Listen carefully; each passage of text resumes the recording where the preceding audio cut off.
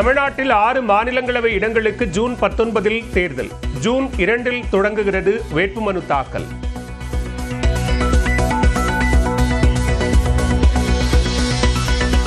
திமுக கூட்டணியில் கமல்ஹாசன் மாநிலங்களவை உறுப்பினராக வாய்ப்பு. வில்சன் வைகோவுக்கு மறுபடியும் வாய்ப்பு வழங்கப்படுமா என எழும் கேள்வி.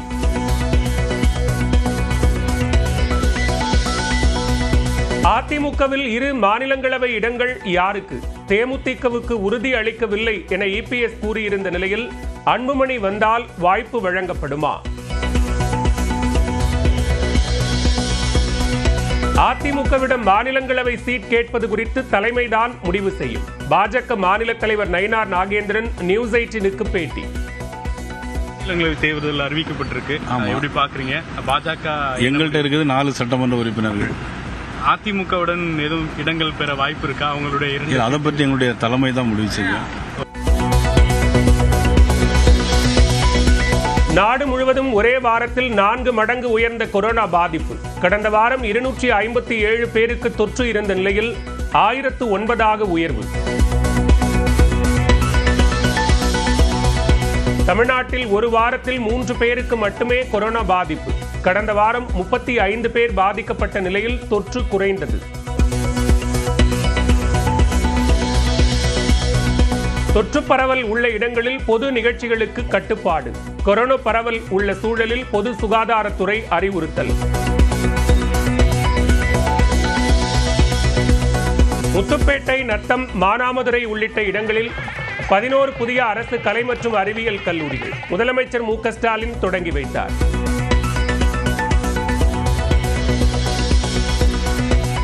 ரெய்டுக்கும் எனக்கும் என்ன சம்பந்தம் என முதலமைச்சர் மு.க. ஸ்டாலினுக்கு எடப்பாடி பழனிசாமி கேள்வி. குற்றம் சாட்டப்பட்டவர்கள் தனக்கு உறவினராகும் முன்பே பல தொழில்களை செய்து வந்ததாக விளக்கம். தேசிய ஜனநாயக கூட்டணிக்கு வருமாறு விஜயுடன் பேச்சுவார்த்தை நடக்கவில்லை. ஆந்திர துணை முதலமைச்சர் பவன் கல்யாண் விளக்கம். நண்பர்கள் Vijay, I think I wish him all the best. ஒரு கட்சி ஆரம்பிக்கிறது எப்படி நடக்கணும், அது அந்த தலைவரோட ரெஸ்பான்சிபிலிட்டி, அது அவருடைய டெசிஷன். அது எப்படி இருக்கு maybe if he comes and reaches out, I don't know as or not, but இப்போ வரைக்கும் அந்த மாதிரி பேச்சு நடக்கல. நீலகிரி மாவட்டம் அவலாஞ்சியில் 35 சென்டிமீட்டருக்கு கொட்டி தீர்த்த கனமழை. கோவை, நீலகிரி மாவட்டங்களில் இன்றும் அதிகனமழைக்கு வாய்ப்பு.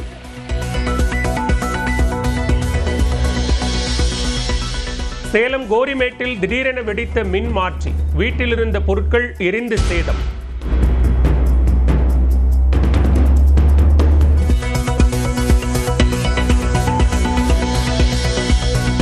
உதகையில் நேற்று இரவு முதல் சூறாவளி காற்றுடன் தொடரும் கனமழை. தாழ்வான இடங்களில் தேங்கியுள்ள மழைநீர்.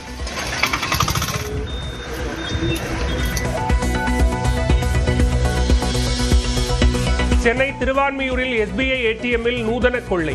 ஸ்டிக்கர் ஒட்டி பணத்தை வெளிவர விடாமல் தடுத்து கொள்ளையடித்த 3 பேர் கைது.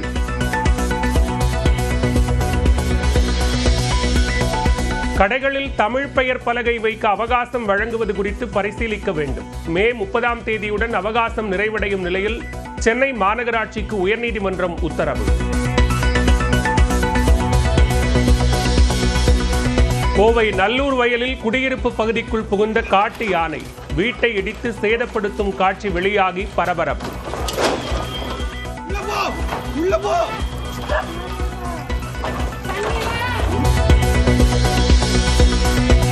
குஜராத்தின் தாகேத்தில் ரயில் என்ஜின் தயாரிப்பு தொழிற்சாலையை திறந்து வைத்த பிரதமர் நரேந்திர மோடி.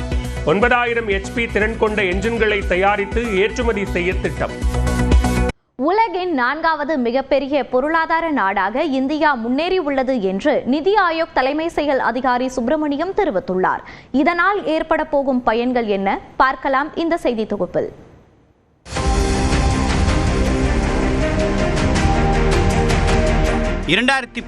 ஆண்டு இங்கிலாந்து மற்றும் பிரான்ஸை பின்னுக்கு தள்ளி உலகின் 5வது மிகப்பெரிய பொருளாதார நாடாக இந்தியா மாறியது. இதன் அடுத்த கட்ட பாய்ச்சலாக தற்போது ஜப்பானை பின்னுக்கு தள்ளிய இந்தியா உலகின் 4வது மிகப்பெரிய பொருளாதார நாடாக முன்னேறியுள்ளது. டெல்லியில் நடைபெற்ற நிதி ஆயோக் அமைப்பின் 10வது நிர்வாக கவுன்சில் கூட்டத்திற்கு பிறகு செய்தியாளர்களை சந்தித்த அதன் தலைமை செயல் அதிகாரி BVR சுப்பிரமணியம், மொத்த உள்நாட்டு உற்பத்தி அடிப்படையில் நாணய மாற்று விகிதங்களை பொறுத்து அமெரிக்கா, சீனா, ஜெர்மனிக்கு அடுத்தபடியாக இந்தியா 4வது இடத்தை பிடித்துள்ளது என்றார். இந்த தரவுகளை IMF எனப்படக்கூடிய சர்வதேச நாணய நிதியம் வழங்கி இருப்பதாக கூறியவர், அடுத்த 2.5 ஆண்டுகளில் இந்தியா 3ஆம் இடத்திற்கு முன்னேறும் என்றும் கூறினார். We are the 4th largest economy as I speak. We are a $4 trillion economy as I speak. And this is not my data, this is IMF data. India today is larger than Japan. So it's only the United States, China and Germany which are larger. And if we stick to what is being planned, what is being thought through, it's a matter of another 2.5 to 3 years, we would become the 3rd largest economy.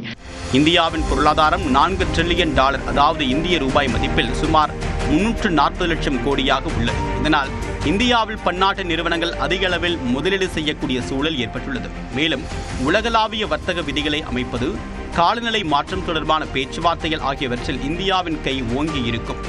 தொழில் முனைவோருக்கான சாதகமான சூழலும் ஏற்படும் என்பதால் வேலை வாய்ப்புகளும் அதிகரிக்கும். குறிப்பாக பசுமை எரிசக்தி, சேவைகள் துறை போன்ற துறையில் அதிக வருவாயை உருவாக்கும் என்றும் எதிர்பார்க்கப்படுகிறது.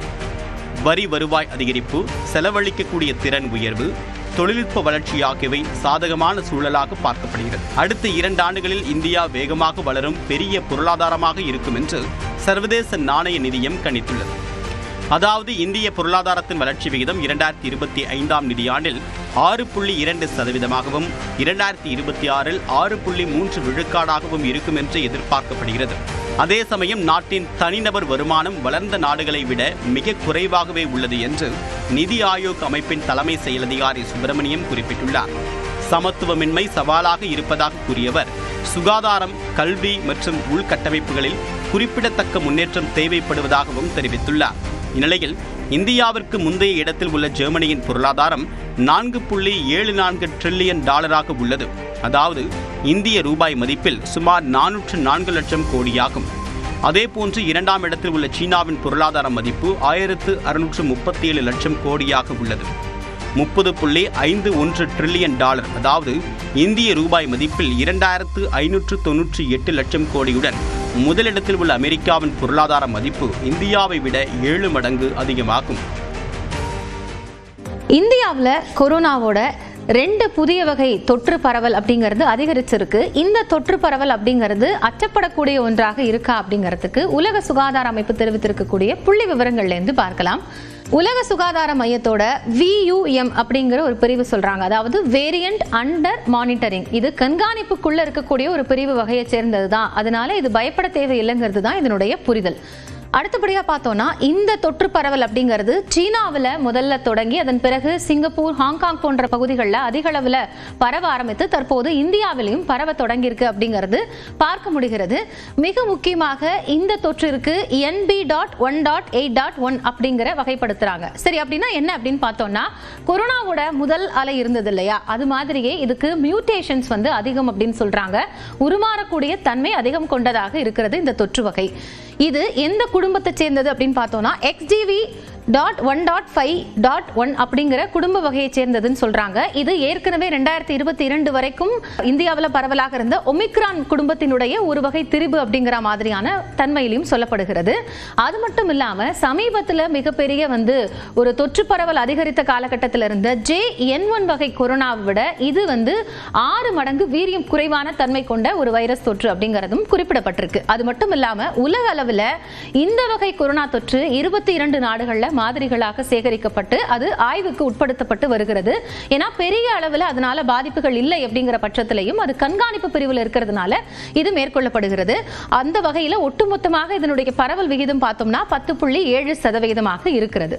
சரி, இதனுடைய அறிகுறிகள் என்ன அப்படின்னு பார்த்தோம்னா, பொதுவாக இருக்கக்கூடிய கொரோனா அறிகுறிகள் தான் இருக்கும். காய்ச்சல், தலைவலி, இருமல், இது போன்ற வழக்கமான அறிகுறிகள் இருக்கலாம். கூடுதலாக NB.1.8.1 வகை தொற்று இருக்கக்கூடிய பட்சத்தில் அவங்களுக்கு இரை இரைப்பை பிரச்சனை வரக்கூடிய வாய்ப்பு இருக்கு அப்படிங்கிற மாதிரியும் குறிப்பிடப்பட்டிருக்கு. இது புதிதாக இருக்கக்கூடிய ஒரு அறிகுறியாக இருக்கிறது.